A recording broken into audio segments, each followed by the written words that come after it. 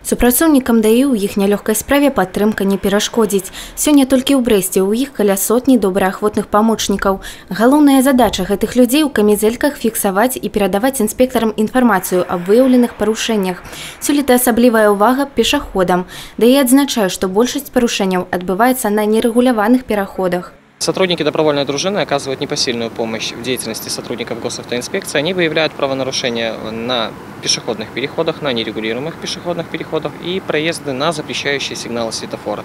В последующем, выявив данное правонарушение, данные сотрудники передают информацию в госавтоинспекцию, и уже в дальнейшем лицо, совершившее административное правонарушение, подвергается административной ответственности.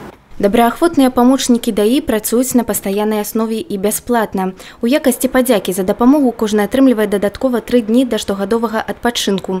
Міхаіл Федарук дарогі Брэста ведае як свае 5 пальцаў. У дружынніках амаль 20 гадоў.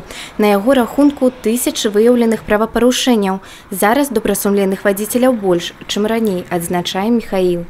Одни едут нормально, другие начинают. Но в основном проценту так на 80 люди стараются быть какими-то внимательными, все.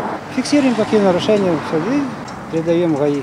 Ужо каля 10 гадоў на пасту Александр Геліга. Асабліва шмат правапарушэнцаў каля гандлёвых цэнтраў, дзеліцца назіраннямі дружыннік.